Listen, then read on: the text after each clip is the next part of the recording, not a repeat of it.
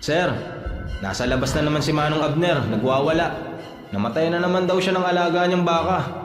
Di paalisin nyo. Kapag hindi tumigil sa pagwawala, ikulong nyo na. Ho? Pero Chief, Hindi mo ba ako narinig, Sargento? Paalisin nyo na yan. Paulit-ulit lang naman ang reklamo niyan eh. Matagal na nating naisara ang kaso na yan. Basta lang kayo sumusugod dito nang hindi nyo man lang inaalam kung ano ba talaga ang pinapasok ninyo. Dapat hindi nyo na lang pinakialaman ang anak ko sa mga gusto niyang kainin. Magpasalamat nga kayo at hindi pa siya nakakakain ng tao. Pero sigurado, pag natikman niya kayo, baka dito pa lang niya maisipan na magpalit na ng menu.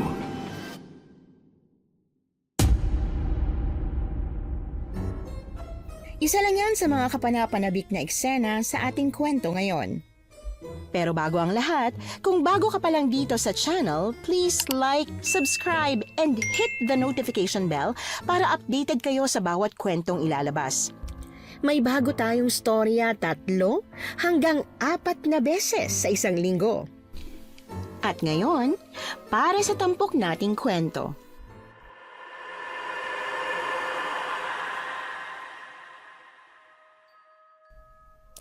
Lumabas ang binata mula sa opisina ng hepe na may dalang bigat sa dibdib. Wala siyang nagawa kundi paalisin na lamang ang matandang lalaki sa kanilang istasyon. Isa lamang ito sa iba pang nagtungo sa kanila upang magreklamo sa kaparehas na insidente, ang pagkamatay ng mga alaga nilang hayop sa karumal-dumal na paraan. Ngunit katulad ng mga naunang reklamo, binabaliwala lamang yon ng kanilang opisina. Ay, parusa ba to? Nasa Pilipinas pa ba ako?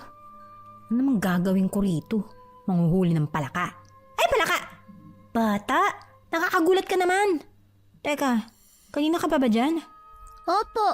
Bili po kayo, daing. Ayoko. Ay, nga pala. Alam mo ba kung nasaan yung Paluan Street dito? Paluan Street po? Oo, Paluan Street. Hindi mo alam? Ay, kung bakit ba naman kasi walang mga signage dito eh. Ano ba klaseng lugar to? Ay, di bali na nga. Ituro mo na lang sa akin kung nasan yung police station nyo rito. Sana naman alam mo kung nasan yun ha. Opo. Lumiko lang po kayo sa kalsadang yun, tapos kakaliwa po kayo sa pangalawang kanto. Ah, pangalawang kanto. Ayos. Salamat ah. Okay, sige. Bigyan mo ako ng 3 supot niyang tinda mo. At dahil cute ka, keep the change. Salamat po, ate. Kaagad na pinuntahan ni Abby ang itinuro sa kanyang direksyon ng bata. Bukod sa mabatong kalsada, dumagdag pa ang init ng araw sa pagod niya sa paglalakad. Pero wala siyang pagpipilian. Ito na ang bagong lugar na kanyang pagtatrabahuhan. Ngunit pagkatapos ng mahaba-habang lakaran ay hindi pa rin siya nakakarating sa kanyang pakay. Saan ba talaga rito yung estasyon ng pulis? Tama naman yung pinasok kong daan ah. Ay, ano ba yan? Ay, naligaw na yata ako. Miss, ayos ka lang ba? Ay, hindi. Alam mo ba kung nasaan yung estasyon ng pulis dito? Oo, papunta nga ako ron. Ay, mabuti naman. Sama na ako sa'yo ah. Teka, saan ka pupunta? Akala ko ba nandun? Nasa gilid lang ng highway ang police station. Bakit ka pupunta dyan? Pupunta ka ba ng ilog? Ano? Ibig sabihin, niloko ako ng bata? Ay, anong nakakatawa? Napagod ako sa kakalakad ng pagkalayo-layo, tapos pagtatawanan mo lang ako? Pasensya na. Obvious kasi na pulis ka. Base dyan sa uniforme mo. Sigurado akong pinaglaruan ka lang ng kung sinong bata rito. Halika na. Ay, ganyan ba talaga mga bata rito? Mga pasaway? Kung pwede ko lang siyang ikulong eh. Bumili-bili pa man din ako nung daing at hindi na nanghingi ng sukli dahil natawa ako sa kanya. Yung pala hindi siya nakakatuwa. Pagpasensyahan mo na, Miss PO3 Abigail Asistio. Tawagin mo na lang akong Abby. Hindi pasensya ang dapat gawin sa mga batang ganun. Dapat sa kanila tinuturuan ng tamang asal. Hindi maganda yung ginawa niya, no? Iniligaw niya kaya ako. Hindi na niya ginalang yung uniforme ko. Ganon talaga sila. Galit sila sa pulis eh. Galit? Bakit naman? Malalaman mo rin kung bakit. Nandito na tayo. Ayos. Teka, ano nga palang ginagawa mo rito? May i-report ka ba? Wala.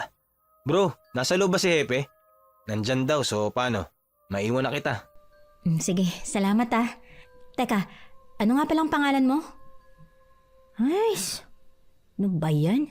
Umalis ka agad. May pagkasuplado pala siya, oh. Pagpasok nga niya sa opisina ng hepe ay naabutan niya itong naninigarilyo. Nakaupo sa swivel chair habang nakatutok sa cellphone nito. Dinig na dinig niya ang pinapanood nitong liga ng basketball. Bahagya niyang nilakasan ang pagkakasara ng pinto upang agad na mapansin ang kanyang presensya. Oh, andito ka na pala.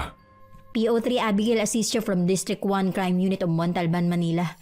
All the way to your office. Reporting for duty, sir. Maupo ka. Masyado ka pang bata para maging PO3 ah. Siguro may backer ka, no? Excuse me? Biro lang. Hindi ko lang inaasahan na ang ililipat nila rito ay isang babae na mabata-bata pa. Eh ano bang nagawa mo para ma-relocate ka rito? Palagi ka sigurong palpak, ano? Bueno, dito walang gaanong mapibigat na kaso. Sa totoo lang hindi na namin kailangan para mga ekstrang tao pa rito. Pero dahil inirekomenda ka nila, kailangan mong sumunod sa mga patakaran dito.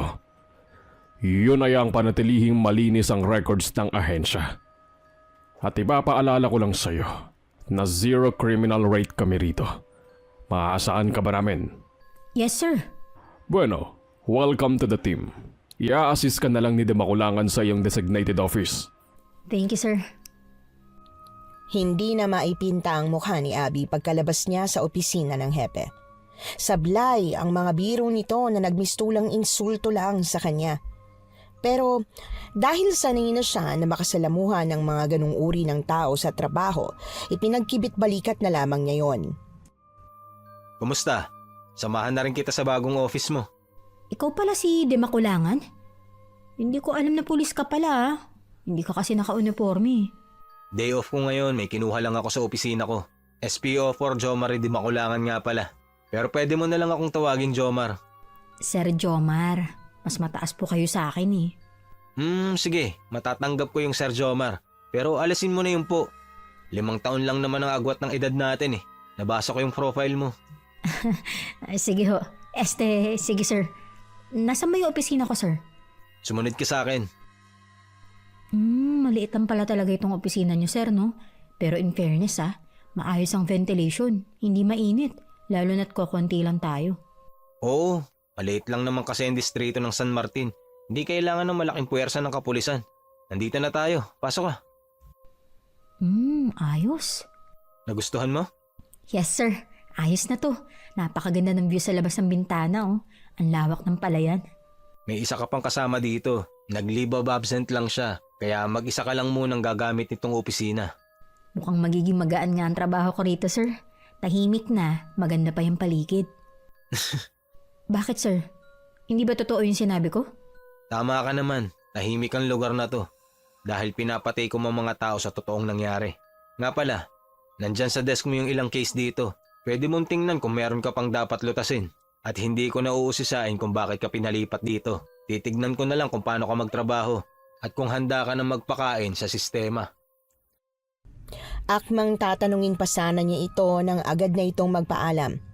Lumabas na ito ng silid habang siya naman ay naiwan at pinag-isipan ang mga sinabi nito.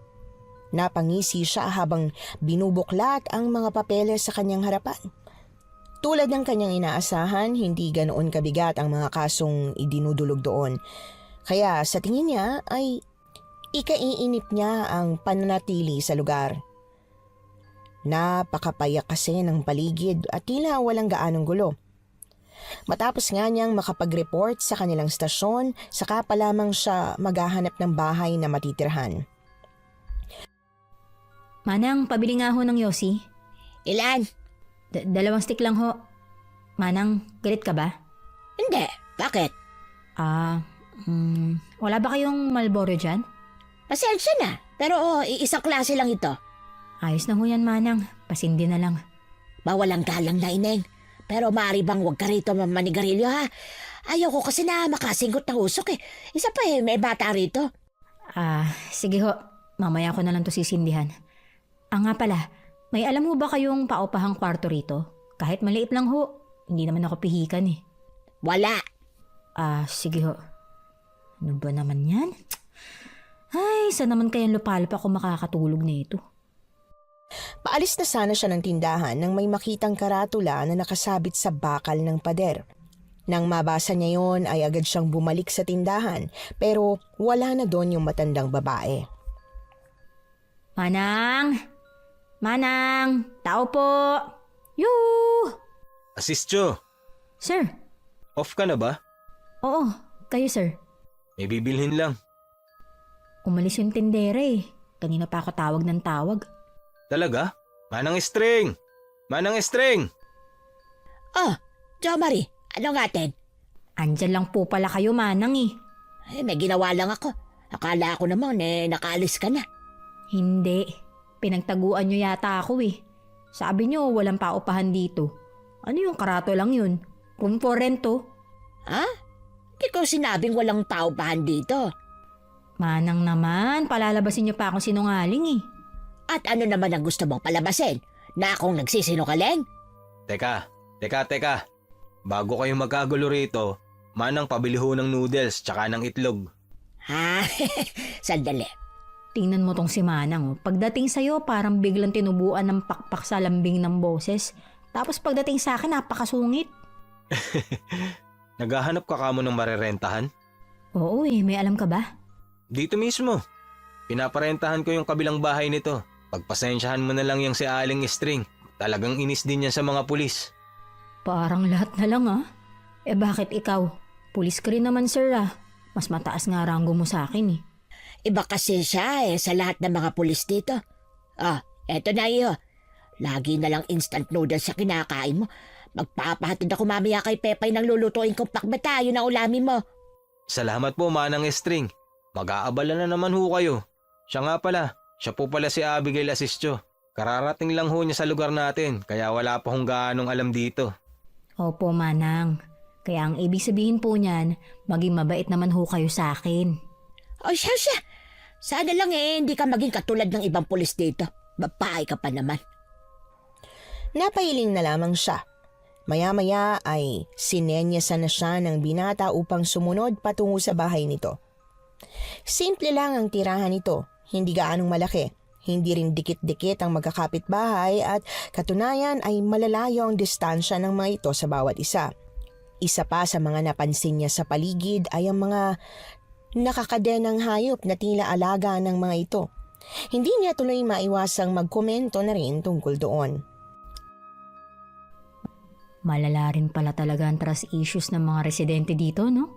Hindi natin sila masisisi. Wala sila gaanong maaasahan. Galit sila sa mga polis maliban sa'yo. Ano ba kasi ang ginawa ng mga kabaro natin dito? Wala ako sa posisyon para sagutin yan. Malalaman mo rin pag tumagal ka na sa pagsiservisyo rito. Nga pala, nasa taas yung magiging kwarto mo. Iisa yung sala at kusina natin. Pero may isang banyo pa naman sa itaas. 2 kwarto ron. Tig-isa kayo ni Pepay, yung apo ni Manang Estring. Si Manang Estring naman, iniukupan niya yung kwartong yun sa dulo. Nakakasama ko pala sa iisang bahay si Manang sungit. Mabait yun si Manang. Ganun lang talaga yun sa mga hindi pa niya kilala. So paano? 3K ang upa. Kasama na ron ng kuryente at tubig. Mukhang hindi ka naman naksayado eh. May 1 month deposit, 1 month advance. Okay, mura na. Abot ko na lang sa'yo mamaya. Sige, maiwan na kita. May gagawin pa ako eh. Welcome na lang sa bahay ko. Naging abala na nga siya sa pag-aayos ng kanyang mga gamit sa inuukupang kwarto. Konti lang ang laman ng kanyang bag. Hindi siya yung tipong magbibit-bit ng napakaraming damit, maski pa sabihing maglilipat siya ng tirahan. Maya-maya, habang pinapagpag niya ang higaan ay narinig niya nag-uusap-usap sa ibaba sina Jo Marie at Manang Estring. Sigurado ka pa talaga na papatirahin mo rito yung babaeng yon? Bago pa lang siya rito, kaya hindi mo pa siya kilala. Paano kung isumbong ka niya sa hepe niyo sa mga ginagawa mo? Manang, makikitira lang po siya rito. Wala naman po siya makukuha kahit na ano. Ay kahit na, malay ba natin kung kagaya lang din siya ng mga kabaro mong iba. Lalong-lalo na yung hepe ninyo. Wag na ho kayong mag-alala, alam ko ho ang ginagawa ko. Kung sakali man ho na kagaya din siya ng mga taong tinutukoy nyo, ako na mismo magpapaalis sa kanya rito. O siya, tabi na riyan at magluluto na ako ng hapunan natin. Si Pepay na munang tumao ron sa tindahan eh. Naisip kong dito na lang ang mga ako magluluto para makatipid ako ng gas. Yung babaeng pulis, isasama ko ba siya sa lulutuin? Sa pagsasaing? Nang string talaga oh. Oo, isama nyo na ho siya sa bilang ng kakain. Pa-welcome dinner na ho natin sa kanya. Siya, sige. Naway hindi siya mabiyasa, ano? Siya naman ang magluto para sa'yo paminsan-minsan. Hindi napansin ng dalawa na nasa hamba lamang siya ng hagdan at nakikinig. Alam na rin niya ang dahilan kung bakit nakuhang magsinungaling sa kanya ng matanda. Ayaw talaga siyang patirahin sa bahay dahil may inililihim ang mga ito sa pulisya. Kung illegal man yon o hindi, para bang gusto niya itong malaman. Magandang gabi ho. Sir, pa-duty ka na ba? Oo, kayo na munang bahala rito sa bahay. Pero halika muna rito, kain tayo. Pinagluto tayo ni Manang String na paborito kong pakbit. Naku, nakakahiya naman. Siya nga pala, ito yung 1 month deposit ko saka 3 months advance. Lo, ang laki naman ito. Ayos lang ho yan, sir. Nagustuhan ko tong bahay mo. Komportable eh. Kaya ayoko na maghanap pa ng iba. Sinigurado mo talagang hindi ka mapapalayas dito, ano? O siya, kumain na tayo. Tatawagin ko lang si Pepay. Hayaan mo na, maupo ka na riyan. Sa day off ko, mamamalengke ako. Ako naman na magluluto. Hindi kita inuobliga ah. Hindi mo kailangan magambag sa pagkain. Kanya-kanya naman tayo rito. Nagkataon lang na mas gusto ko na may kasalo. Hindi naman ako nagbibilang. Sinasabi ko lang naman. Isa pa, ayoko nang may utang na loob ako sa iba. Pagbalik niya naman ng String sa bahay ay may kasama na nga itong batang babae. Ito na marahil yung tinutukoy nitong apo na si Pepay. At nang lingunin nga niya ito ay kapwa silang natigilan sa isa't isa. Ikaw? Bakit? Magkakilala ba kayo? Hindi ho, Kuya Joe Marie. Lola, maghihilamos lang po muna ako sa banyo bago Palang mura kumain. ng upa dito. Sige, Palang magpalit ka na rin ng damit na mawawis ka na. Makatulog. Kaya pala. Maglola pala kayo. Oo, apo ko siya. Bakit? Anong kaya palang sinasabi mo dyan? Teka, siya ba yung batang nagligaw sa'yo ng direksyon? Oo, siya nga manang string talaga. Manang-mana ho pala sa inyo yung apo nyo. Pareho kayong magaganda. Dahil sa sinabi niya ay tahimik na lamang na natawa si Jo Marie. Habang si Manang String naman ay hindi pa rin naitago ang pagtataray sa kanya. Binaliwala na lamang niya yon at kinain ang mga niluto nitong pagkain. Dahil na rin marahil sa pagod sa biyahe at agad na pag-duty sa trabaho ay mabilis siyang nakatulog sa kanyang kwarto. Ngunit hindi pa rin yun sapat upang hindi maputol ang kanyang pagpapahinga. Lola! Lola! Lola! Ano ba yun? Si Pepay ba yun? Hindi din pa eh. Bakit naman ang ingay niya? Lola, tulungan niyo ako! Lola!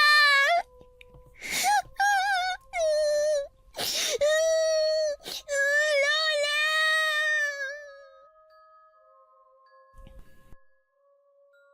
Makakatok nga. Uy! Bata! Tulog na yung lola mo, nananaginip ka. Lola!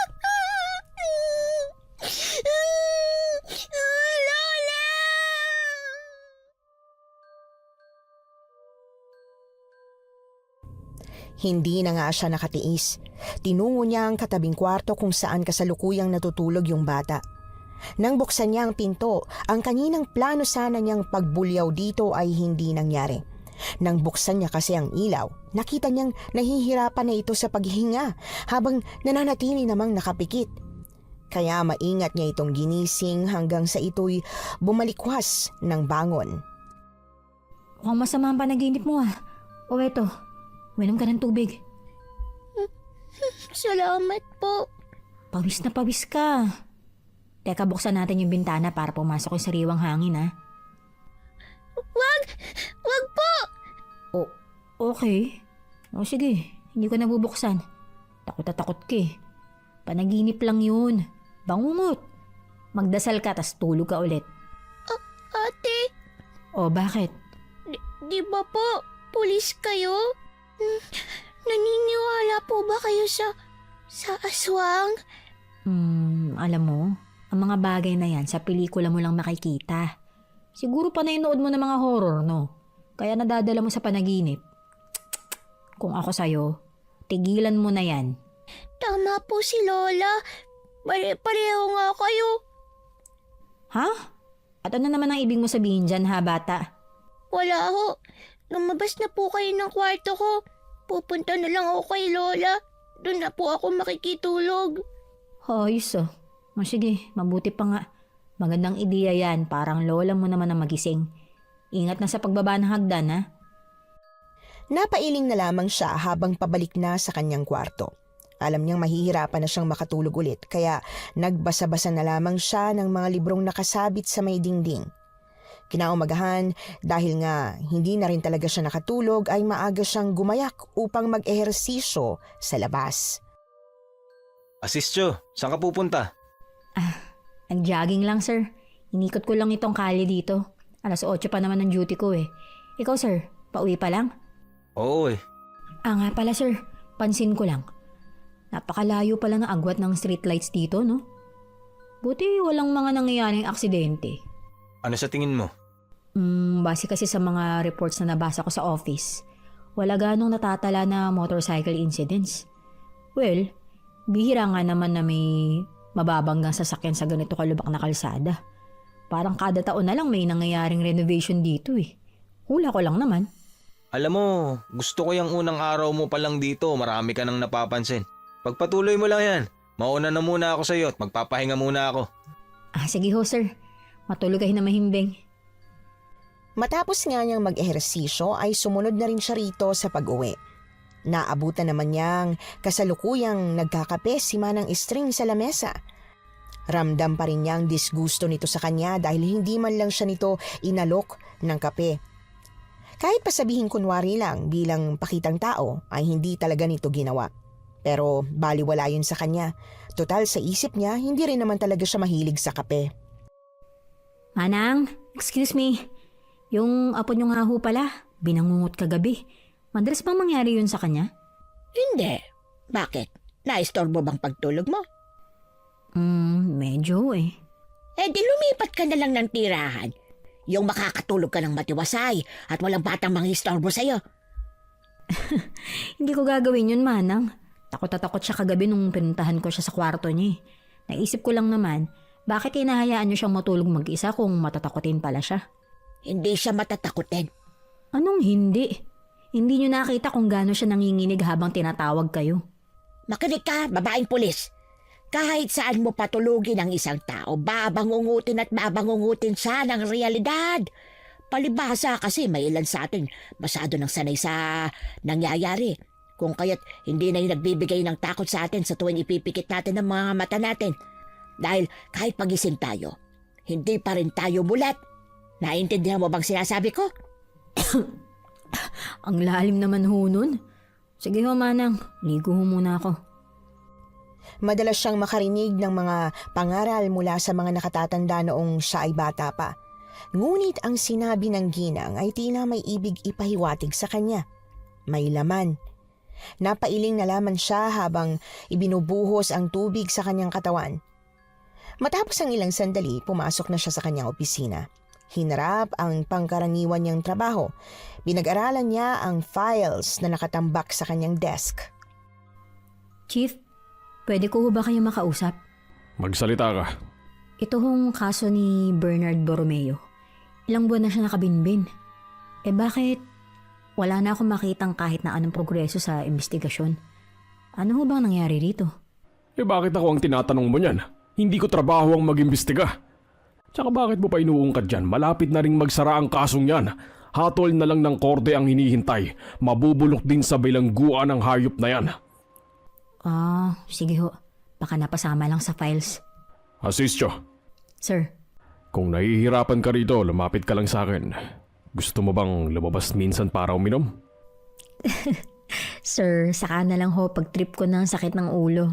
Sige ho, mauna na ako. Hindi niya mapigilan na mapangiwi paglabas niya sa opisina nito. Ang mga ganoong uri ng matatandang lalaki ang pinakaayaw niya sa lahat. Sa hilat siya pa lang ng pagmumukha ng hepe, alam na niyang hindi ito mapagkakatiwalaan. Samantala, matapos nga ang halos buong araw niya sa opisina, habang pauwi na siya sa kanyang tinutuluyang bahay, ay may nadaanan siyang nagkukumpulang mga tao sa kalsada. Agad naman niyang nakitang nakikiusyoso doon ang batang si Pepay. Mga ate, kuya, ano ho meron dito? Bakit ba kayo susuplada ng mga tao rito? Ay, kakairita. Psst, bata, ano meron dito? Sabihin mo. Yung mga kambing ni Mang Gimoy, pinagkakain po yung laman loob. Oh, masarap ang kambing ah. Lalo na siguro yung lamang loob. Hindi naman po niluto eh. Ha? Hilaw ba nung kinain? Opo. Ayos oh. Kakaiba pala ang diet nyo rito. Pero delikado yan sa salmonella ha. O di kaya yung mga bakterya na nakukuha mula sa hilaw na karne. Oy, teka. Saan ka pupunta? Sasalita pa yung tao eh. Matapos nga mag-walk out ni Pepay at ng iba pa na parabang may nakakahawa siyang sakit. Kung kaya't iniiwasan siya. Pasimple na lamang niyang tiningnan ng matandang lalaki na kasalukuyang nililinis ang kulungan ng hayop. Mangiyak-ngiyak ito at nang mapansing nakatayo pa rin siya mula sa gilid ng kalsada tulad din ng ibang naroon, tumingin din ito sa kanya nang may galit sa mga mata. Napailing na lamang siya at saka nagpa siyang umuwi. Kape? Salamat sir. Huwag mo na akong tawagin sir kapag nandito lang tayo sa bahay. Jomar na lang. Sige Jomar, salamat ulit sa kape. Gagamitin mo ba tong lamesa? Ah, hindi. Sige lang. Gawin mo lang kung anong gusto mong gawin. Mas maliwanag nga ang ilaw dito sa dining kaysa dun sa kwarto mo. Di bale, papalitan ko yung bumbilya ron. Ah, hindi naman sir. Jomar, mas gusto ko lang talaga ng mas malawak na area para makapag-isipan ng maayos. Pinag-aaralan mo pala yung kaso ni Bernard Borromeo?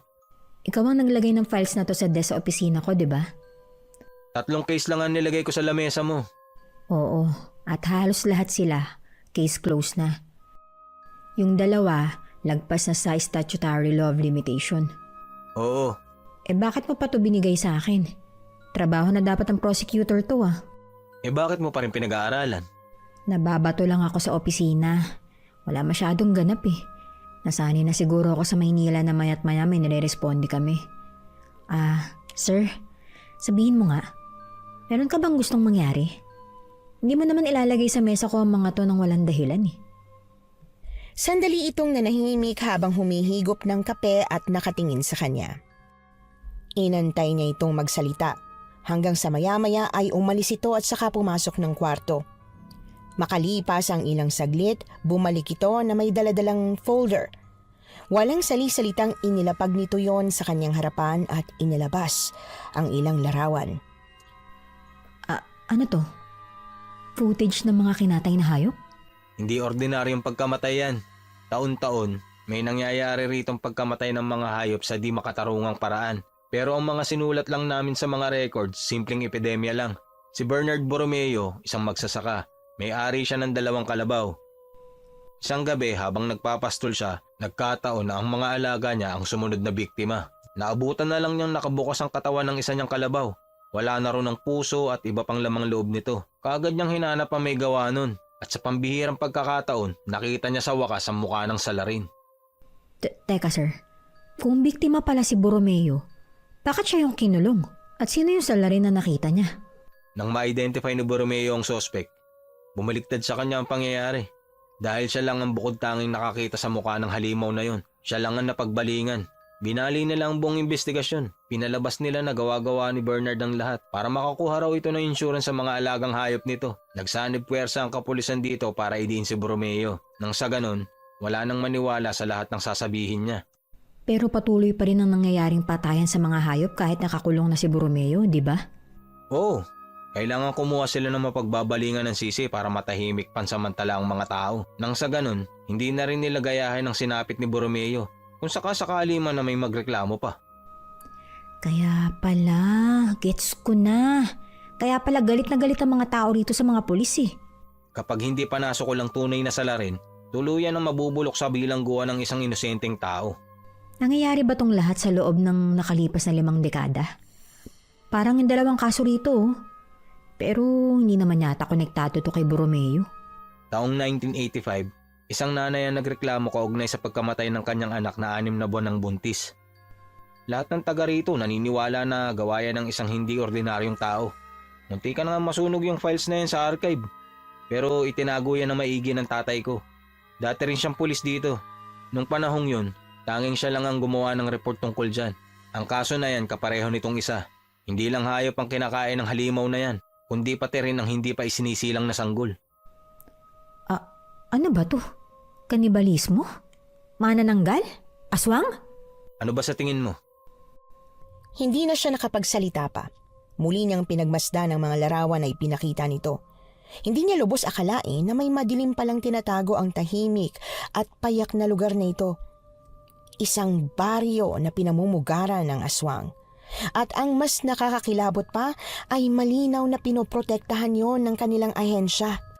Yon ang gumugulo sa isipan niya ngayon habang humihipak ng yosi sa tabi ng bintana. Maya-maya, bahagya siyang nagulat nang may humugot nun mula sa kanyang bibig. Ilang beses ko bang sasabihin sa'yo na bawal magsigarilyo dito? Ay, di sana hindi na ho kayo nagbebenta ng yosi. Naks, puring-puri talaga siya pagdating sa inyo, ano? Ay, totoo naman ang sinabi ko. Sa lahat ng pulis dito, siya lang ang matino. Manang-mana siya sa kanyang yumahaw nga may. Talaga lang ha. Manang, nandito na ho ako. 2 na po kaming matino rito. Kaya sana maging mabait na rin kayo sa akin. Ikaw? Hindi ko pa masasabi kung ano ka nga bang klase ng pulis. Wala ka pa namang napapatunayan eh. Hindi pa nga kita makuwang pagkatiwalaan eh. Talaga naman si Manang oh. Ang harsh mo sa akin magsalita. Totoo naman eh. Yung mga katulad mong pulis, madali kayong masilaw sa pera at kapangyarihan. Pero ibahin mo si Jo Marie dahil saksi ako kung paanong naging pagpapalaki sa kanya. Sus, gusto nyo lang ho yata makalibre sa rente, kaya todo sip-sip kayo kay Sir Jomar eh. Abay, loko ka palang bata ka eh. Hindi mo ba alam na libre ang pagtira namin dito? Ha? Nangapo ko? Naging kasambahay ako ng mga magulang niya noong nabubuhay ang mga ito. Nang malaman niyang nasunugan kami ng bahay, agad niya kami kinupkup ng apo ko dito. Pwede, siya na ho itong nuknuka ng bait. Dapat pala, libre na rin ang pagtira ko rito. Di bale, gagawa na lang ako ng paraan. What if, juwain ko na lang si Sir? Magandang ideya yon, di ba, Manang? Abatoy, bumalik ka rito. Abay, hindi ka papatulan na. Hindi ka naman maganda. Nang gagalaiti sa inis na iniwanan niya sa sala ang matanda at pinagtuunan na lamang niyang pag-aralan ang Borromeo case. Alam niyang labag yun sa protocol dahil lingid yon sa kaalaman ng kanilang hepe. Ngunit pakiramdam niya ay tila may naguudyok sa kanya na lutasin yung kaso. Naisip niyang sa oras na mangyari yon, magiging tanyag na siya sa buong San Martin. At higit sa lahat maipagmamalaki na siya ng kanyang ama. Pero alam din niyang hindi magiging ganoon kadali ang lahat. Isang araw na ulinigan niyang nagtatalo sa loob ng opisina ang hepe at ang nakilala niya agad na boses ni Jo Marie. Ano ang ibig sabihin nito, di makulangan ha? Ano itong mga naririnig ko na nagsasagawa ka raw ng isang petisyon? Hinihikayat mo ba ang mga tao rito na mag-aklas laban sa akin ha? Sir, kung sino man ang nagsabi sa inyo niyan, nagsisinungaling lang ho. Anak naman, gusto mong paniwalaan ko yan. Alam mo kung paano ako magalit, Jo Marie. Kaya wag na wag kang gagawa ng isang bagay na pagsisisiyan mo kung ayaw mong mawalan ng trabaho. Sir, no sir. Kung ganon, ayusin mo yung mga kinikilos mo. Paglabas ng lalaki mula sa opisina ng hepe ay agad na rin siyang umalis doon. Malinaw sa kanya kung bakit nito ibinigay ang kaso ni Borromeo at ang pagkamatay ng mga hayop. Yon ay upang makipagtulungan siya rito. Pero mukhang mahihirapan siyang magdesisyon dahil nakasalalay pala dito ang kanyang trabaho. Sinasabi ko na nga ba nagkamali ka ng pagpapatira ng babaeng yan dito eh. Manang String, hindi pa naman ho tayo sigurado. Anong hindi? Sino pa bang walang malasakit na magtatraidor sa atin dito? Aba, teka. Ako ba ang pinag-uusapan nyo? Ikaw, Manang, ha? Hindi lang kayo harap-harapang harsh sa akin. Kahit pala nakatalikod ako, sinisiraan nyo ako kay sir. O bakit? Totoo naman ang mga sinabi ko ah. Walang ibang pwedeng makaalam ng tungkol sa petisyon, kundi ang nasa loob lang ng pamamahay na ito. Pahirapan naming nilalakad yung kaso ng buong baryo para matigil na itong mga patayan. Pero ikaw na bagong salta lang dito, sisirain mo ang lahat. Uy, Manang, pwede bang maghinay-hinay muna kayo sa pagbibintang? Ngayon ko nga lang nalaman na may petisyon pala kayong hinahain. Tama si Asistyo, Manang String. Isa pa, hindi malayong malaman talaga ni Hepe ang sinasagawa natin. Maraming hindi kaya magpigil ng kwento sa mga residente dito. At ano, mas magtitiwala ka sa babaeng yan kaysa sa mga kabaryo natin. Alam nilang peligro na kinaharap natin ngayon. Kaya bakit nila ichichismis ang tungkol sa petisyon? Basta wala akong kinalaman dyan, Manang. Ano naman ang mapapala ko kapag tinimbre ko ang ginagawa nyo? Gusto mo ba talaga na sagutin ko yan? Natameme na lamang siya dahil sa talas ng mga mata nitong nakatingin sa kanya. Alam niyang mahirap kumbinsihin ang isang matandang gaya ni Manang String na wala siyang masamang ginagawa. Tulad nga ng sinabi nito noong nakaraan, wala pa siyang napapatunayan para makuha ang tiwala nito, kaya lalo tuloy siyang nanliliit bilang isang pulis. Pagpasensyahan mo na lang si Manang String kanina. Ganun talaga yun. Kape. Salamat. Sir, matanong ko lang, bakit hindi nyo mismo hulihin yung totoong salarin? Kaysa umasa kayo sa batas na alam nyo namang hindi aayon sa inyo pag wala kayong sapat na ebidensya at koneksyon. Sa tingin mo ba hindi namin ginagawa yon? Bumuo ng grupo noon si Nakaberting, samahan ng mga manunugis. Pero wala ring nangyari. Masyadong mailap. Wala pang pattern na sinusundan ng pagpatay. Kaya mas lalo kaming nahirapan. Parang tao rin kasi kung mag-isip ang halimaw na yun. Matalino. So, possibly din palang tao yan? At konektado siya sa Hepe? Oo. Sa pagkakasabi nitong yon, muli na namang lumalim ang kanyang pag-iisip. Mukhang imposible ngang mahuli ang salarin kung makikipagsabayan sila sa lakas at utak na meron ito. Maya-maya, biglang naputol ang kanyang pananahimik nang dumating na naman ang pumapalatak na matanda. Jomari! Jomari! Oh, Manang String, bakit ho? Diyos ko, nasaan na bang batang yun? Hindi pa umuwi si Pepay, mag-aalas 6 na. Baka nandyan lang ho yan sa tabi-tabi naglalaro. Ano sinabi mo? Naglalaro? Wala ka pa talagang alam dito, babae ka. Hindi mo ba napapansin na hindi pa man nagtatakip ang araw? Wala ka nang makikitang bata sa lansangan, ha? At hindi ugali ni Pepay na maglaro kung saan-saan nang hindi nagpapaalam. Malay ko ba? Sinisigawan nyo na naman ako eh. Ay, sabat ka kasi ng sabat. Jomari, hindi ba talaga pwedeng maasahan ng mga kabaro mo para tulungang hanapin si Pepay? Baka kung ano nang nangyari sa bata na yun eh. Hindi pa ho tayo pwedeng mag-file ng missing person complaint. Wala pa naman ho kasing 24 oras siyang nawawala. Hayaan niyo ho, hahanapin ko siya. Dito lang ho kayo. Sige sir, sasama ako sa'yo sa paghahanap. Sige, tara. Mabuti pa, maghiwalay tayo. Doon ka, dito naman ako sa banda rito. Kaagad nga nilang hinanap ang bata sa kung saan. Bagamat malapit nang magtakip silim, maliwanag pa rin ang daan. At tama nga ang sinabi ni Manang String. Wala na nga siyang nakikitang bata sa labas ng kabahayan. Nagpatuloy siya sa paghahanap, nagtatanong-tanong. Hanggang sa marating na niya ang isang kuprahan. Pepay! Pepay! Pepay! Andito ka ba? Ay, ano naman ang gagawin ng batang yun dito? Makauwi na nga. Ate! Pepay? Pepay! Hoy! Anong ginagawa mo dyan?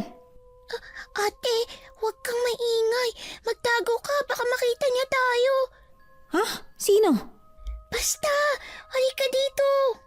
Hinahanap ka na ng lola mo. Ano bang ginagawa mo? Hindi ako makauwi. Natatakot ako. Kanino? Shhh! Saan lang siya? Ay naku, umuwi na nga tayong bata ka. Tama na yung laro. Alam mo bang malapit ka ng i-report sa polis ng lola mong OA? Tara na. Sinubukan niyang hatakin ng bata mula sa pagkakatago nito sa likod ng mga sinalansan na uling. Nang akmang tatayo na siya ay siya naman ang hinatak nito pabalik sa pagkakaupo. May bigla itong nakita na siyang nagpanginig ng katawan nito. At nang tingnan niya yon ay otomatiko niyang binunot ang nakasukbit niyang baril. Isang tao ang mabagal na naglalakad patungo sa isang bahay. Malaki itong bulto na suspetsya niya ay isang lalaki.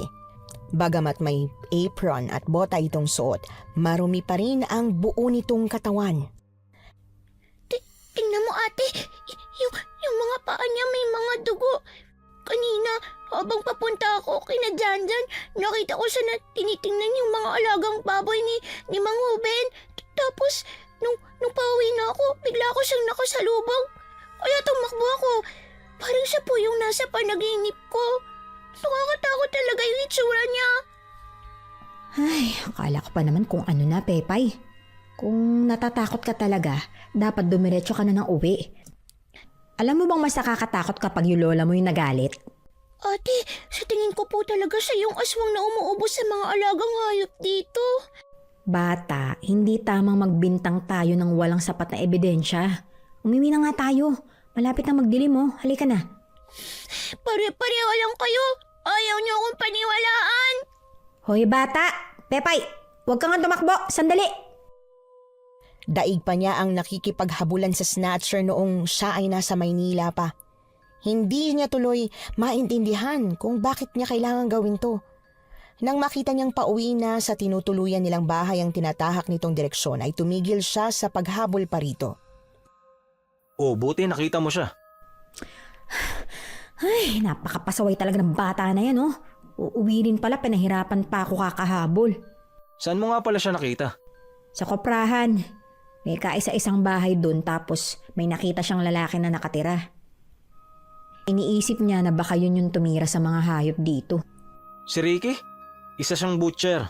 Kumakatay talaga ng hayop yung para ibenta sa bayan. Sabi na eh, yung bata na yun tamang hinala. Mana sa lola niya. Pero posible ding may katotohanan ng sinasabi ng bata. Ano? Nagkaroon ng trauma si Pepay nung isang beses na ginabi rin siya ng uwi. May namataan siyang figura ng tao na kumakain ng manok sa isang poultry farm. Doon yun mismo malapit sa kuprahan. Teka sir, paano niyo naman mapapatunayan na baka totoo yung sinasabi ng batang yun kung hindi niyo iimbestigahan yung Ricky na yan? Hindi yun ganun kadali. Isa pa, labag yun sa batas. Tsaka wala namang anggulo na magkukonekta sa kanya sa kaso. Nasabi ko lang na baka totoong sinasabi niya dahil maaaring naroon lang sa lugar na yon ang salarin. Matapos yon ay naiwan siyang nakatayo pa rin sa labas. Pansamantala niyang inilibot ang paningin sa buong paligid. Kung titingnan, napakapayapa ng lahat. Pero nababalot pala sa takot ang mga nakatira rito. Kaya't sa ilang sandali ng kanyang pananahimik, isang plano ang namuo sa kanyang isipan bago magpasyang pumanik sa loob ng bahay. Asistyo, maaga ka yata ngayon ah. Yes chief, good morning. Mabuti nang maagap kaysa mahuli sa grasya. Hindi po ba? Tanggalin mo na yung po. Lalo mo akong pinapatandaan yun eh. Sige po. Sige, chief. O siya, yung mga report nga pala, nasubmit mo na ba sa office ko? Yes, chief. Nandun na. Ayos. Chief, saglit lang. Oh, Ang totoo niyan, stress talaga ako nitong mga nakaraang araw eh. Hindi pa rin kasi ako nakakapag-adjust sa lugar. Hindi pa talaga ako sanay sa ganitong lugar eh. Nakakaburyo. Kaya nga inaagahan ko na lang yung pagpasok para mabaling sa trabaho yung utak ko. oh ngayon? Tungkol dun sa inalok nyo sa akin sa pag-inom sa labas, pwede ba kayo mamaya? Niyayaya mo akong lumabas. Matatanggihan ko ba ang isang marikit na dalagang tulad mo? Sige, mamaya lumabas tayo. Pwede kang mag-undertime. Sagot ko lahat. Titiyakin kong magiging masaya ka. Aasahan ko yan, chief ah. Nang gabi ring yon ay sumama nga siya rito para magtungo sa isang maliit na beer house. Pagpasok nila ay agad na nagsialisa ng mangilan-ngilan na customer doon. Baliwala naman yon sa hepe na sabik na umorder ng alak at pulutan. Sa tuwing mapapatingin ito sa kanya ay lagi siyang ngumingiti. Isang ngiti na kahit sino ay mahihirapang tanggihan anuman ang kanyang hilingin. Sir, hindi ba magagalit yung asawa niyo na kasama mo ko rito? Asawa ko. Hindi naman niya malalaman eh. Wala namang ibang alam yon kundi manghingi ng pera. Ay, simula ngayon, wala na akong asawa kasi nandito ka na. Ayos. Yan ang gusto ko, Chief. Yung ako yung pinipili. Alam mo, hindi talaga sila nagkamali na ipinadala ka rito. Medyo nangangapa pa nga ako eh. Kaya nagpapasalamat ako na nandito ka para alalayan ako. Tama yan. Dumikit ka lang sa akin. Ako ang bahala sa'yo. Malayo ang mararating mo, Abby. Talaga, Chief? Oo, basta maging masunurin ka lang sa akin. Habang lumalalim ang gabi ay lumalalim na rin ang kanilang usapan. Mabuti na lamang at hindi siya madaling malasing sa alak. Kaya naman nakakaya niya pang kausapin ang hepe ng maayos. Kahit sa totoo lang ay kanina niya pa ito gustong sikmuraan dahil sa paminsan-minsan itong paghawak sa kanya. Chief, lasing na ho kayo. Mabuti pa ihahatid ko na kayo sa inyo ha. Ako lasing? Hindi, uminom pa tayo. Chief, magsasara na raw kasi itong beer house eh. Alis na tayo? Anong magsasara? Ako ang hepe dito. Ako ang masusunod. Chief, delikado na ho sa daan. Mahirap na baka umaligid na yung nangangain ng buhay. Yung sinasabi nilang aswang. Chief, matanong ko lang, totoo ba yun? Hindi totoo yan. Huwag kang masyadong magpapaniwala sa mga taga rito. Chief, paano nyo naman maipapaliwanag yung mga brutal na pagkamatay ng mga hayop dito? Alam nyo, kung makikita nyo lang, nakakadiri yung mga itsura nila. Hey, wala yan. Kasinungalingan lang yan. Wala naman silang kwenta. Magpasalamat nga sila na hayop lang ang kinakain ng anak ko. Wala silang utang na loob. Anak nyo? Sandali siyang natigilan dahil sa huling sinabi ng kasama niya bago ito tuluyang nakatulog. Sinadya niya itong lasingin upang makapagtanong sa nais niyang itanong at hindi naman niya inasahan ang makukuhang sagot mula rito. Matapos yon ay dali-dali na siyang umalis doon. Sa kagaling? Sir, may sasabihin ako sa inyo. Ano? Na sumama ka kay Chief para uminom? Ganyan ka na ba talaga ka-desperada? Sabihin mo nga sa akin, hindi ba talaga ikaw yung nagtimbre sa kanya tungkol sa petisyon na ginagawa namin? Hindi ko magagawa yan. Anong hindi? Kitang-kita na nga oh. Madaling araw ka na nang umuwi. Sabi nila Ramirez, sumama ka raw kay Chief para makipag-inuman sa beer house. Ano? Ginagawa mo ba yan para umangat ka sa pagkapulis? Kababae mong tao. Teka nga lang ha, teka lang. Alam ko nakikituloy lang ako sa pamamahay mo, pero nagbabahid ako ng renta ha. Kaya wag kang umasta na parang asawa kong inip na inip dito kakabantay sa akin. At tungkol din sa binibintang mo sa akin, ilang beses ko bang uulitin sa'yo na hindi nga ako yun? Kaya kong umangat sa ranggo ng hindi umaasa sa kahit na sino. At oo, nakipag-inuman nga ako kay Chief. Yun ay dahil gusto kong makakuha ng impormasyon. At yun sana ibabalita ko sa'yo. Kung hindi mo lang ako tinalakan. Kalalaki mong tao, putak ka ng putak. At ano naman ang nakuha mong impormasyon? Tapos ngayon tatanong-tanong ka. Ay, alam kong mabibigla ka rito sa sasabihin ko. Pero nalaman ko na anak ni Chief, yung sinasabi niyo ritong aswang. Ano? Anak niya? Oo, anak niya. Sinabi niya mismo sa akin habang lasing na lasing siya. Sana nga hindi niya maalala na nadulas siyang sabihin yun sa akin eh. Kundi, patay talaga ako. Kaya pala todo protekta siya rito. Pero ang alam ko, lahat ng anak niya nasa Maynila kasama ng asawa niya. Baka naman anak na sa labas. Alam mo naman yung pulis, kahit saan madistino. Well, maliban sa akin syempre ewan ko lang sa'yo. Ang pinagtataka ko lang, kung aswang ang anak niya, di ba dapat aswang din siya? Tsaka ilang dekada nang nabubuhay dito ang halimaw na yun. Imposible naman na gano'n na rin katanda ang anak niya. Baka yung babae. Kung sino man sila rito at kung saan sila tinatago ni Chief, yun ang dapat nating alamin. At least, di ba? Ngayon meron na tayong anggulong susundan. Tama ka. Magaling yung ginawa mo. Pero pwede bang wag mo nang uulitin? Masyadong delikado. May pagkamanyak yang si Chief. Kaya nga siguro iniwan ng asawa niya yan kasi kung sino-sino na lang ang babae. Salamat sa compliment, sir. Wala ka naman dapat alalahanin sa akin. Sanay ako mambaldado ng manyak. Isang uppercut lang yun sa akin, no? Kung hindi nga lang ako nakapagpigil kanina habang tinatalakan mo ako, baka nabigyan rin kita ng isa eh. Joke lang, sir, ha? Sige na, magpahinga ka na. Matapos nga ang gabing yon, inumpisahan na nilang pagtuunan ng pansin ang paghahanap sa misteryosong anak ng hepe. Alam nilang hindi magiging madali, lalo na't wala silang pwedeng asahan o pagkatiwalaan na kahit sino mula sa kanilang hanay ng kapulisan. Kaya't siniguro niyang maigi na walang makakaalam sa binabalak nilang gawin. Chief, pasensya na po kayo kung iniwan ko kayo kagabi sa beer house, ha? Sumakit ho kasi yung tiyan ko, eh. Ayos lang, Asistyo. Basta sa susunod na magyaya ako, sasama ka sa akin. Oo naman, Chief. Ikaw pa ba?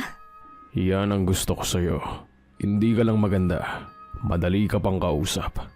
Siyempre naman, Chief. Para sa hinahangad kong promotion, lahat gagawin ko. Talaga? Lahat? Lahat, Chief. Sa katunayan nga po niya, may sasabihin ako sa inyo, eh. Ano yun? Alam niyo po bang nakatira ako ngayon sa bahay paupahan ni SPO4 de Maculangan? At sasabihin ko sa inyo, totoo ang mga nababalitaan niyo. Sa katunayan, ang narinig ko, ibibigay nila sa governor ng petition. Hindi po ba't kanang kamay kayo ng mayor? Sa oras na maaprubahan po yung petition, may magagawa pa ho ba si mayor para wag kayong paalisin dito? Nasa likod ko nga si Mayor. Pero hindi ako nakakatiyak kung kaya niya si Gov. Magkakontrapartido sila. Hayop na Jo Marian. Sinasabi ko na nga ba na siya ang ahas sa opisinang ito eh. Chief, ayoko mawala kayo rito. Huwag ka mag-alala. Hindi ang katulad ni De Maculangan ang magpapabagsak sa akin. Galit na sinugod ng hepe si Jo Marie sa opisina nito. Gulat na napatayo naman ang binata bago nito salubungin ng isang malakas na suntok mula sa kanyang superior. Bagamat bumakas sa mukha nito ang labis na sakit, nanatili pa rin itong nakatayo sa kabila ng impact na pagkakasuntok ng hepe. Hayop kang traitor ka. Anong pinagmamalaki mo ha? Yang tatay mong ulupong? Magpasalamat ka. Magpasalamat ka na tinanggap ka pa ng ahensyang to. Kahit na anak ka ng kriminal. Huwag mong iinsultuhin ang tatay ko. Ano? Nasaktan ka? Totoo naman, di ba? Baliw yung tatay mo kaya siya naging kriminal. Chief, alam mo sa sarili mo kung anong totoo. O bakit? Ano ba ang totoo ha? Wala kang alam. Dapat nananahimik ka na lang eh. Kagaya ng tatay mo na nananahimik sa kabilang buhay. Pinagbabantaan mo ba ako, sir? Hindi. Bakit? Natatakot ka na ba? Dapat lang na matakot ka. Hindi mo kilala kung sino ang binabangga mo.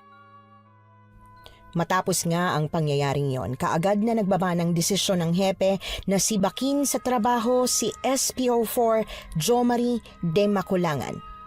Ang idiniklara nitong grounds ay act of insubordination. Isa itong asunto kung saan ang isang pulis ay maaaring matanggal sa serbisyo dahil lamang sa hindi pagsunod sa patakaran. Lahat ng kanilang kabaro ay tila nagkunwaring gulat na gulat, maliban na lang syempre sa kanilang dalawa. Sir, ngayon tanggal ka na sa trabaho. Ano nang plano mo? Huwag mo na akong tawagin, sir. Hindi mo na ako superior. Mula ngayon, gagawin ko na kung anong gusto ko. Nice. Hindi naman kasi natin kailangan gawin to eh. Kailangan ba talaga pati tsapa mo sa pagkapolis mawala? Kailangan. Mababawi ko pa rin naman yan. Ngayong wala na akong trabaho, mas magkakaroon ako ng sapat na oras para imbestigahan si Chief. Ikaw naman ang bahala sa opisina. Hindi mo ba talaga ako isasama dyan? Hindi. Masyadong delikado. Dapat nga lumipat ka na ng tirahan. Pag nalaman ni Chief na dito ka pa rin nakatira matapos ang ginawa mo sa akin panlalaglag, paghihinalaan niya ang katapatan mo. Iisipin pa niya na sinadya natin yung nangyari. Ay, kung sa bagay, may punto ka dyan, sir. Ay, okay. Maghahanap ako ng ibang matitirhan. Mag-iimpake na ako ngayon din. Teka, ngayon talaga? Oo, the earlier the better, sir. Dapat nga nag-aaway tayo ngayon eh. Sapakin kaya kita, sir. Teka, wala naman sa usapan yun. Hindi, sir. paano kung pinapamanmanan pala tayo ngayon? Dapat galit ka sa akin kasi tinraidor kita. Ano, sir? Isa lang, dali. Sira ka talaga. Hoy, tigilan mo yan. Mas mataas ang ranggo ko sa'yo. Lo, hindi ka na nga pulis eh. Dali na, isa lang oh. Sa sapak ni Chief, hindi man lang siya umilag tapos sa akin tumakbo. Agad na nga siyang nag-impake upang maghanap ng panibagong matitirhan. Paglabas niya ng kanto ay napadaan siya sa tindahan ni Manang Estring. Gusto sana niyang bumili dito ng yosi, ngunit tulad ng kanyang inaasahan, kasungitan at pagtataray ang isinalubong nito sa kanya. Kasalukuyan itong nagwawali sa harap ng tindahan nito at nang lingunin siya nito ay kaagad na kumawala ang galit na lagi nitong ipinararamdam sa kanya. Dinuro siya nito gamit ang hawak nitong walis tingting.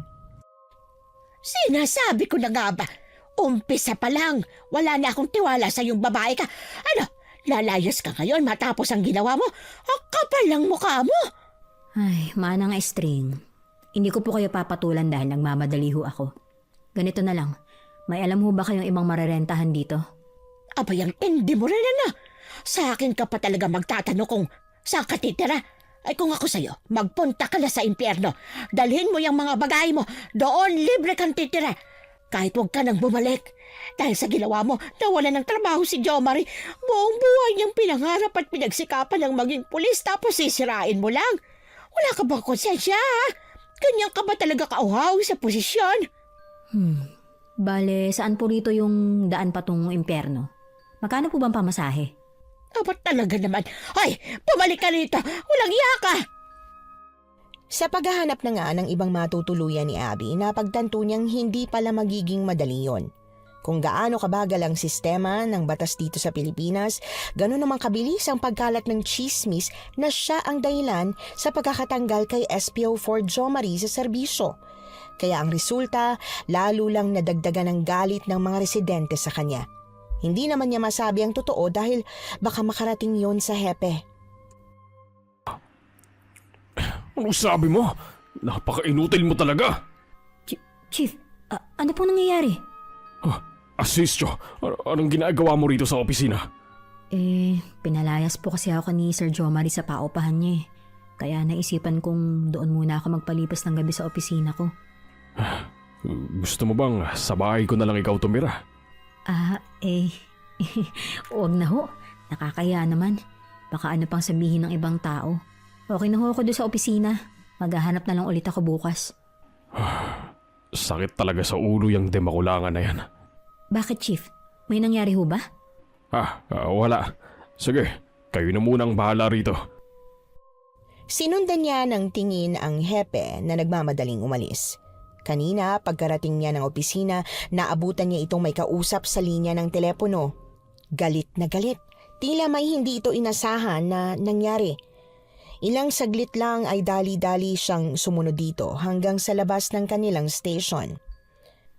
Hello, sir. Kakaalis lang sa headquarters si Chief. Nagmamadali eh. Mukhang may emergency. Susundan ko na sana kaso naalala ko. Wala pa pala akong motor. Sige, ako nang bahala.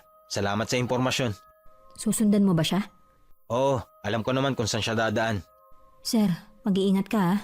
Hindi maganda ang kutob ko. Ikaw ang mag-ingat. Wala tayong kakampi dyan.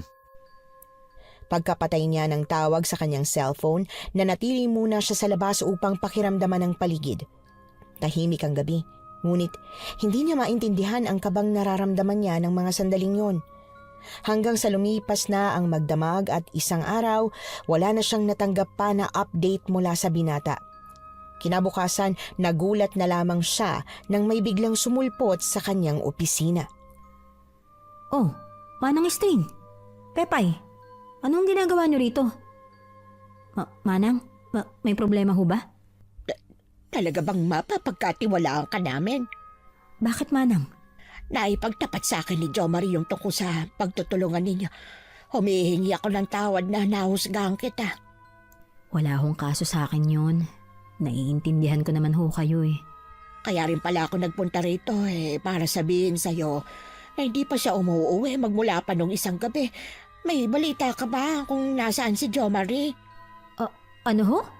Hindi pa ho siya umuwi? Bakit ngayon nyo lang sinabi sa akin yan? Natatandaan ko kasi ang lagi niyang sinasabi na pag wala pang 24 oras na nawawala hindi pa pwedeng mag-report sa mga pulis. Kaya pala hindi siya sumasagot sa tawag ko. Kung ganun, maaaring... Ay, Diyos ko! Lola, ano pong nangyayari sa inyo? Manang String, huminahon lang ho kayo. Pepay, mabuti pa, iuwi mo na muna ang lola mo, ha? Manang, huwag kayong mag-alala. Hahanapin ko ho si Sir ngayon din. Mag-iingat ka ha. Oo. Pepay, bantayan mong maigi ang lola mo, ha? Kung maaari, huwag na muna kayong lalabas ng bahay. Huwag kayong magpapapasok ng kahit na sino, lalo na ang pulis. Teka, ibibigay ko sa'yo tong pito ko, ha? Pumito ka lang kapag may masamang loob na gustong kumuha sa inyo. Huwag kang matakot, ha? Sige po, ate. Upang makasigurong magiging ligtas nga ang mga ito, napagdesisyonan niyang ihatid na lamang ang dalawa pa uwi ng bahay. Matapos nga niyang gawin yon ay gumayak na agad siya upang hanapin ang kinaroroonan ni Jo Marie. Ang totoo ay hindi niya alam kung saan mag-uumpisa. Wala siyang maisip na ibang paraan upang makakuha ng kahit konting impormasyon kung nasaan ito, maliban na lamang sa bigla niyang naisip na paraan. Chief, Oh, Asistyo, ano ginagawa mo rito sa bahay ko? ha? May bagong impormasyon ako nakalap. Naisip ko lang na baka kailangan kong sabihin sa inyo to ng pribado. Sige, sabihin mo. Hindi niyo ho ba ako papapasukin muna? Sige, pumasok ka. Ang ganda ho ng bahay niyo, ha? Buti na lang hindi ako naligaw sa sinasabing direksyon ni Salazar. Tukol nga pala dun sa impormasyon na nalaman ko. Nabalitaan ko po na nawawala raw si De Maculangan. Matapos niyo siyang sisantihin, umalis siya at hindi na raw bumalik. Ganun ba? Sabihin niyo, Chief, may kinalaban ho ba kayo ron? Bakit mo naman natanong sa akin yan? Wala. Naisip ko lang, sinabi niyo sa akin na sakit siya sa ulo. Kung totoo ngang nawawala siya, sa tingin ko, dapat lang sa kanya yun. Dahil sa pagiging epal niya, pupulutin siya ngayon sa kangkungan.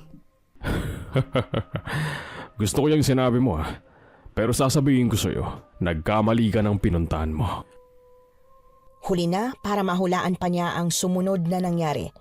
Kaagad na nagdilim ang kanyang paningin matapos tumama ang mabigat na bagay sa kanyang ulo. Matapos yon ay agad na siyang nawalan ng malay. Panginginig ng buong katawan dahil sa labis na lamig ang gumising sa kanya. Nakatali ang kanyang mga kamay habang nakasalampak sa sahig. Bumungad sa kanya ang napakadilim na bodega. Aray, ang sakit ng ulo ko. Nasaan ako? Abi, Asistyo, ikaw ba yan? Sir? Sir Jomar? Buhay ka? Buti naman buhay ka. Anong ginagawa mo rito? Bakit ka napunta rito? Hinahanap kita eh. Nahanap mo nga ako, pero mukhang pati ikaw nawawala rin. Dapat hindi ka na sumunod eh. Huwag ka naman magsalita ng ganyan. Hindi mo kasi naiintindihan. Sir, nandito ako para iligtas ka.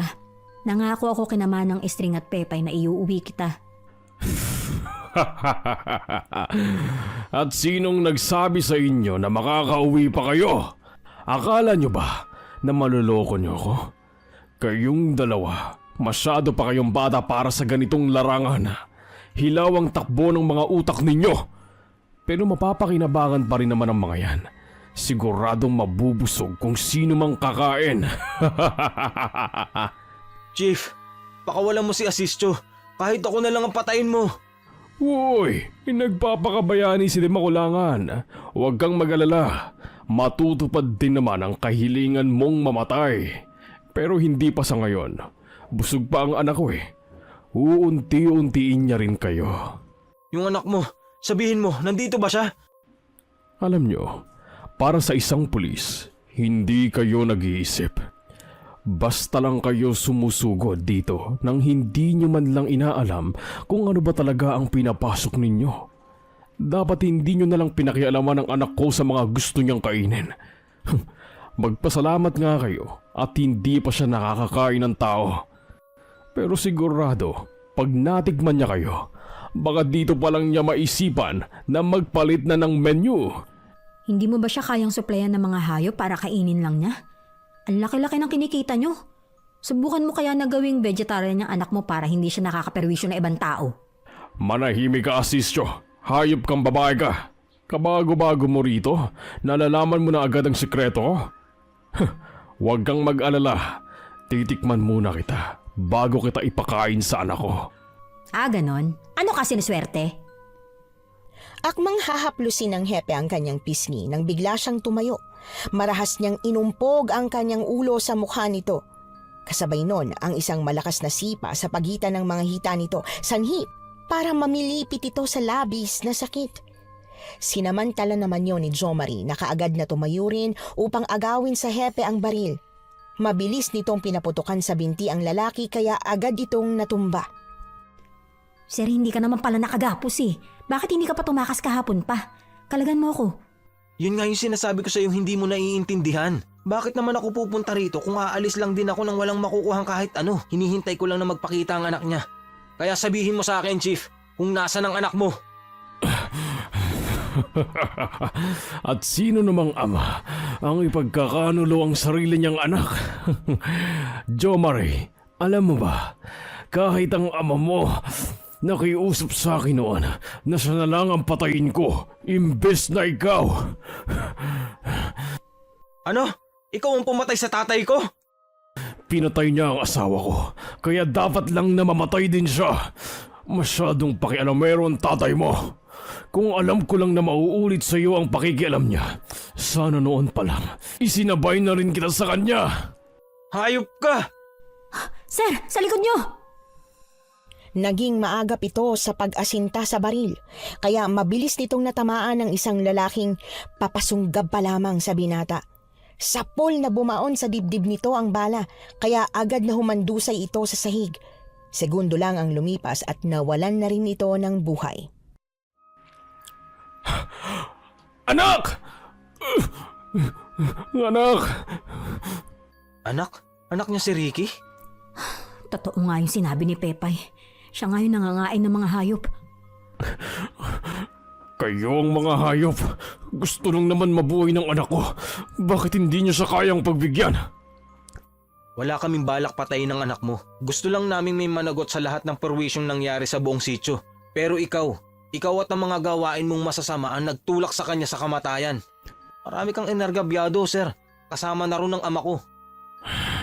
Maniningil ako. Pagbabayaran niyo ang ginawa niyo sa anak ko.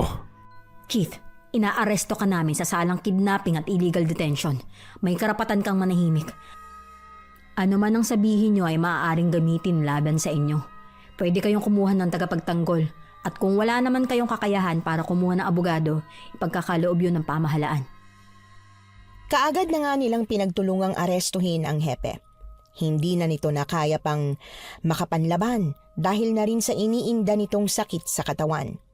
Hindi rin nagtagal ay nagsulputan ng iba pang kapulisan. Halatang gulat ang mga ito nang dumating sa lugar. Sila man ay bahagyaring nagulat dahil sa lugar na pinagdalhan sa kanila. Ito pala yung tirahan ni Ricky, ang nakita nila Pepay noong mapadpad sila sa koprahan. Sir, ano nga pala yung tinutukoy niya na pinatay daw ng tatay mo yung asawa niya? Hindi kaya yun yung kumakain talaga ng sanggol? Ang totoo, nakulong ang tatay ko dahil dun. Wala kasing ebidensya na nagpapatunay na manananggalang napatay niya. At ngayon ko lang din nalaman na asawa niya pala yun. Kaya tama ka. Yun marahil ang kumakain ng sanggol ilang dekada na ang nakakaraan. Kaya siguro nagkaroon ng dugong aswang si Ricky dahil aswang rin ang nanay niya. Nakuha na nila ang bangkay. Malapit na rin dumating ang NBI para ma-search itong lugar. Sir, may problema ba? Nag-aalala lang ako. Baka baliktarin na naman ni Chief ang kaso. Nasa likod pa naman niya ang mayor. Hindi problema yan. Bakit? Nagkamali si Chief sa pag-aakala na sumusugod lang ako na hindi handa. Na-i-record ko lahat ng mga sinabi niya dito sa cellphone ko. Magmula nung inuuto ka pa siya hanggang sa pag-kidnap niya sa atin. Naka-record lahat yon. Sapat na mga ebidensya to, sir. Magaling ka pala talaga. Napangiti na lamang siya sa sinabi nito. Matapos nga ang insidenteng yon, agad na nilang sinampahan ng patong-patong na kaso ang hepe ng pulisya. Sa sama-samang pakikipagtulungan ng mga residente ng buong sitio ng San Martin, naging mabilis ang paggulong ng kaso. Pati yung magsasakang si Bernard Borromeo ay malapit na ring makalaya. Hinihintay na lamang ang release order nito. Nang masibak sa serbisyo ang hepe, pinalitan din kaagad ito ng bagong hepe na itinalaga ng gobernador. Ay, sa wakas, magbabayad na rin ang walang yung hepe na yon. Pati na rin yung mayor sa kaliwat kanan nilang naging katiwalian. Ay, akalain ba naman sakot din pala ang hepe sa mga illegal na aktibidad dito ng mayor na yon. Oo nga po, Manang. Yung isang kaso ng pagpatay ng mga hayop, kaugnay ang napakarami pang kaso na matagal nang pumapatay sa bayan natin. Kaya hindi umaasenso tong lugar natin eh. Ang daming anay. Sinabi mo pa, kaya sa susunod, dapat talaga pag-aralan na natin ang mga ibinoboto natin. Ay, kumusta naman ba kayo? Alam kong hindi madali ang pinagdaanan ninyo para makakuha lang ng hustisya. Ayos lang naman ho, Manang Estring. Makakabalik na rin ho ako sa serbisyo sa lalong madaling panahon. Mabuti naman kung ganon. Tsaka kung nasan man ngayon ang iyong ama, masayang masaya siya para sa iyo. Abi, nananahimik ka dyan. Hindi ba masarap ang pagkakatimpla ko sa kape mo? Medyo matamis lang pero masarap naman ho. Ay, gusto ko ulit humingi ng tawad sa iyo sa lahat ng masasakit na salitang nasabi ko. Pasensya ka na talaga ha kung agad kitang hinusgahan. Manang, tumigil na ho kayo sa paghingi ng tawad. Noon pa man, hindi ko naman magawang magalit sa inyo dahil naiintindihan ko ho kayo. Medyo malungkot lang ho ako kasi kailangan ko nang umalis dito eh. Ha? Pero bakit? Oo nga iha. Bakit parang biglaan naman yata? Nalaman ni Papa ang tungkol sa ginawa ko rito kaya pinababalik niya na ako sa Maynila. Sa totoo lang, noong una, hindi ko talaga ginusto na malipat dito. Pasaway kasi ko eh. Gusto niya na matuto ako ng leksyon. Na isa puso yung pagiging pulis. Kaya nung nalaman niya na makakatanggap tayo ng parangal mula sa operasyon natin, tapos na rin ang mission ko rito. Ganon ba? Nakakalungkot naman. Kung kailan naging maayos na tayo sa kakapaalis. Oo nga po, Manang eh. Ayoko rin naman pong umalis kaso kailangan po talaga eh. Saglit na nagkatinginan sila ni Jo Marie. Nanatili lamang itong tahimik ngunit bakas sa mukha nito ang lungkot. Sa maiksing panahon ng kanyang inilagi sa mga ito ay masasabi niyang napalapit na siya rito. Kaya't dama rin niya ang bigat ng pakiramdam sa kanyang napipintong pag-alis. Ate, aalis ka na po talaga? Oo eh. Magpapakabait ka palaging bata ka ha. Saka alagaan mo ang lola mo. Ito pong pito nyo, dadalhin nyo po ba? Hindi na. Sa'yo na yan. Kapag natatakot ka, pumito ka lang ha. May dumating man, nasaklolo o wala, gamitin mo yan. Para yung mga masasama na lang ang lumayo. Kasi mabibingi sila sa ingay niyan. Ate, hindi ka naman po masama. Bakit ikaw po ang lalayo? Hindi naman ako lalayo eh. Uuwi lang ako.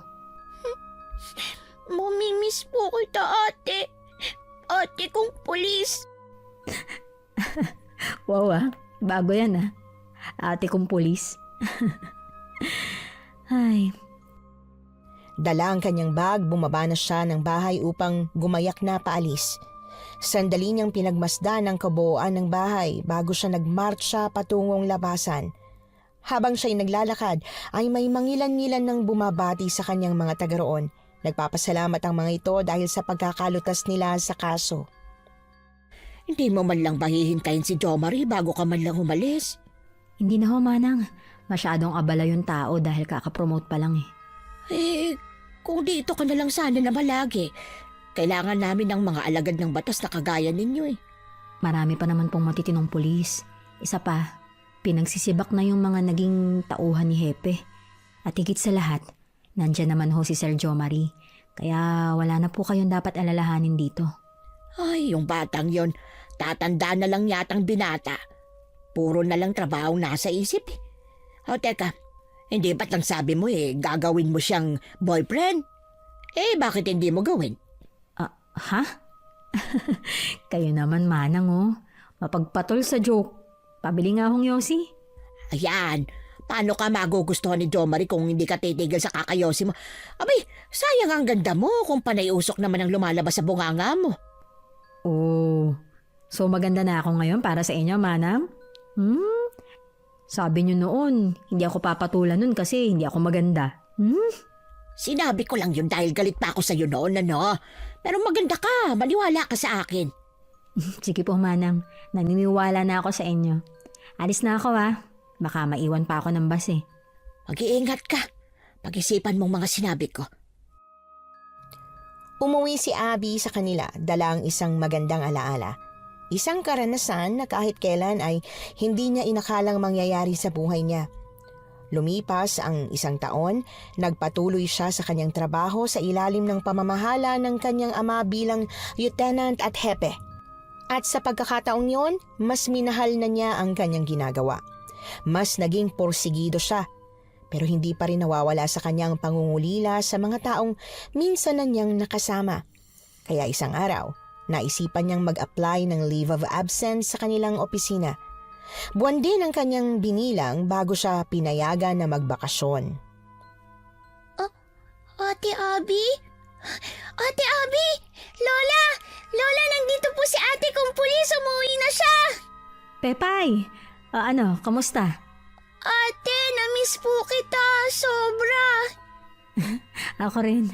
Pasensya ka na, ha, kung ngayon lang ako nakabalik. Oh, Abi, ikaw ba talaga yan? Ay naku, ang saya ko na nandito ka na ulit. Manang Estring, kamusta po? 1 taon din tayong hindi nagkita. Si Sir, Naku, bakit kasi ngayon ka lang umuwi eh? bakit ho? May nangyari ho ba? Magpapakasal na si Kuya Jo Marie. Ha? Hindi nga. Totoo ba? Mabuti pa, doon na natin ito sa loob pag-usapan. Pepay, kumuha ka nga ng malamig na soft drink doon sa may tindahan at dali mo sa bahay ah. Halika na iya. Hindi ako makapaniwala.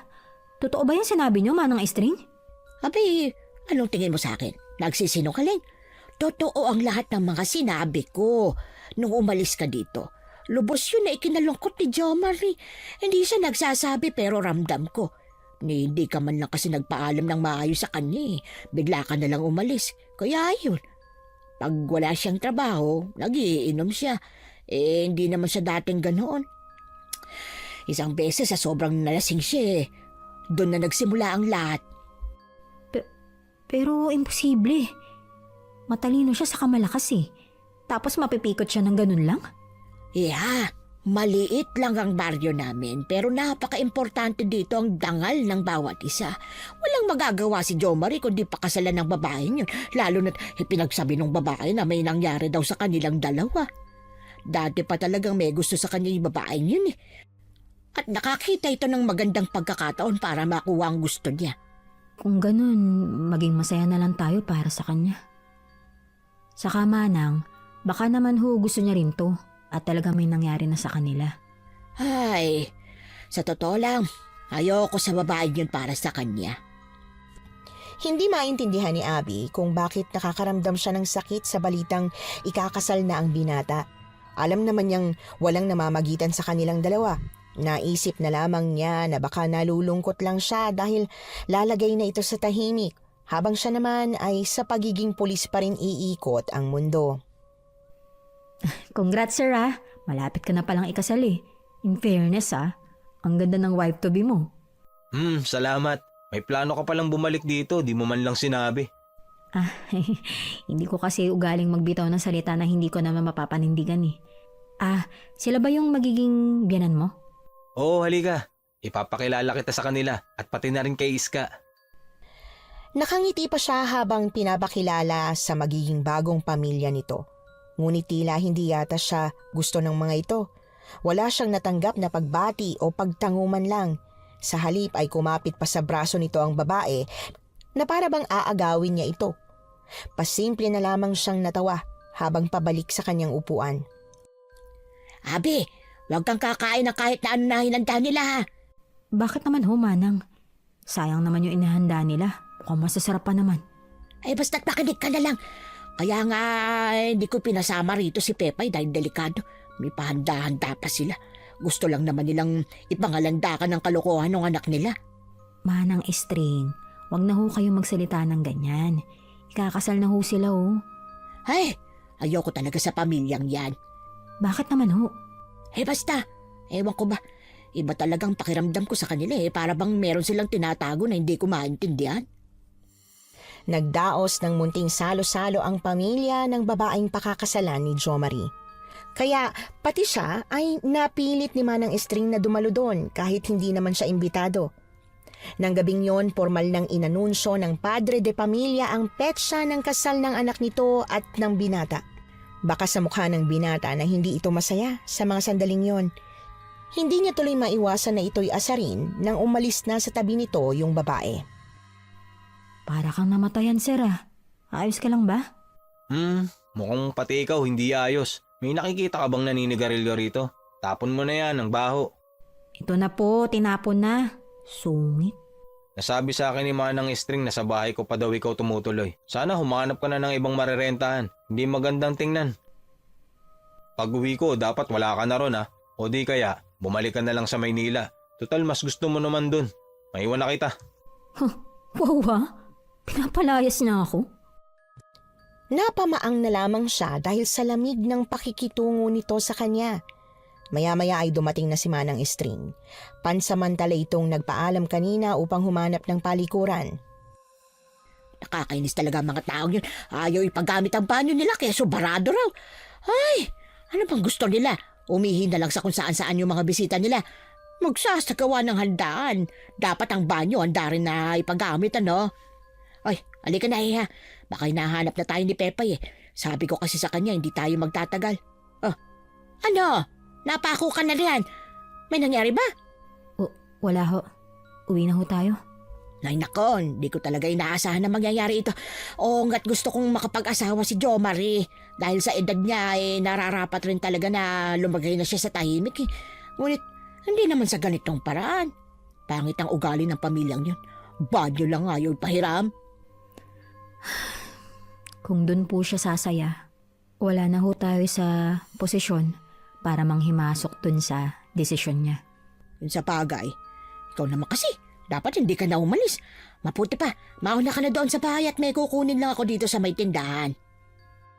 Mabigat ang kanyang loob na pumanik siya sa loob ng bahay.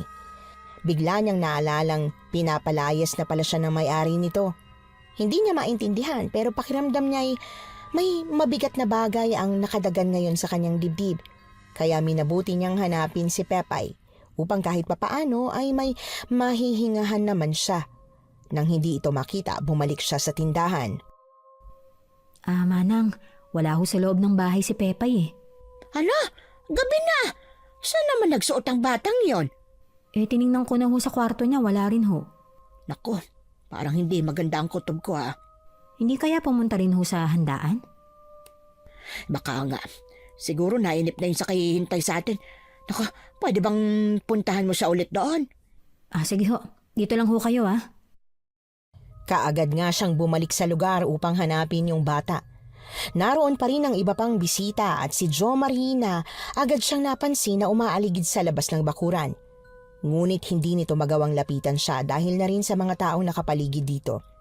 Kaya inabala na lamang niya ang kanyang sarili sa paghahanap kay Pepay. At nang hindi niya pa rin ito nakita doon, akmang aalis na sana siya nang biglang may sumigaw na bata sa di kalayuan.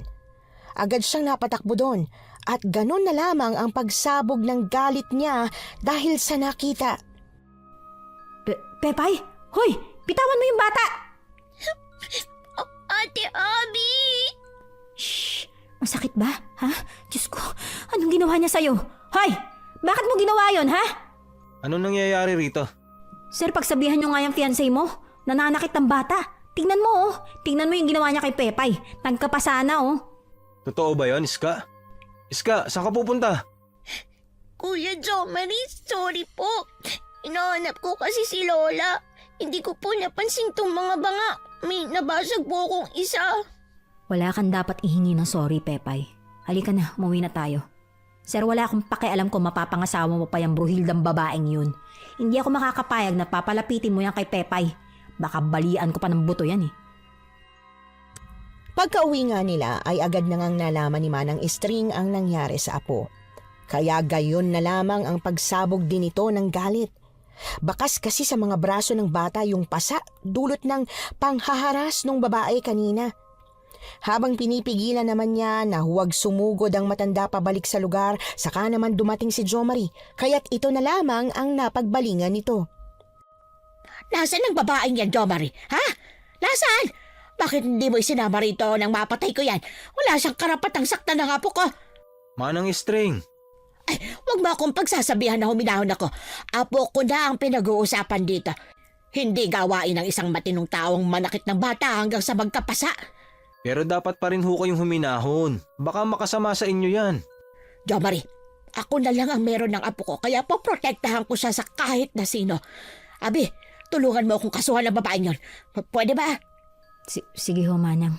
Kung yan ang gusto ninyo.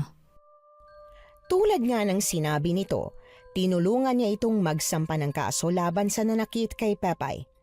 Hindi sila pinigilan ni Jo Marie, maski na ang mapapangasawa pa nito ang sangkot. Kalaunan ay nakipagnegosasyon din ang pamilya ng babae. Nakiusap ang mga ito na kung pwede, madaan sila sa areglo. Mga duwag pala ang mga yan. Mas gugustuhin pa nila na magbayad ng malaking halaga kaysa makulong ang anak nila ng isang buwan at magmulta lang ng konting halaga. Sa tingin ko, Manang, importante talaga sa kanila ang dangal. Nakakahiya rin naman talaga kung makukulong yung anak nila. Ay, tama lang sa kanila yon. Masyadong matataas ang tingin sa sarili. Ay, Pepay, ayos ka lang ba talaga, ha, apo ko? Opo, Lola. Salamat po na hindi nyo na po tinuloy yung kaso. May pera na po tayo ngayon. Lola, bili nyo po ako ng cellphone, ha? Ikaw talaga basta perang pinag-uusapan. Oo na, ibibili na kita. O, Jo Marie, bakit tila masaya ka yata ngayon? Halatang halata sa mukha mo eh. Natutuwa ka ba na hindi ko na itunuloy yung pagpapakulong ko dyan sa aasawahin mo mukhang kulugo? Manang Estring talaga oh. Opo, natutuwa talaga ako. Hindi na kasi tuloy ang kasal namin. Ayaw na raw ho niya maging bahagi ng pamilya natin. Sinabi ko kasi sa kanya kung gaano kayo kaimportante sa akin. Aba, ay mabuti naman. Kung ganon, malaya ka na. Ganon na nga ho. Yay! Malaya na si Kuya Jo Marie. Ate Abby, pwede niyo na pong ligawan si Kuya Jo Marie. Loh, bakit ako manliligaw dyan? Pepay, tayo tong babae. Dapat tayo yung nililigawan. Ganun po pala yun? Naku, mabuti pat iwanan na muna natin sila. Di ka dapat nakikinig sa usapan ng matatanda. Halika, tulungan mo akong isalansan tong mga daing. Matapos lumabas ng bahay ang maglola ay naiwan na lamang silang dalawa sa sala. Nung mga sandaling yun, ramdam niya ang hindi maipaliwanag na tensyon. Sa buong buhay niya ay tila ngayon lamang siya dinaga sa kanyang dibdib.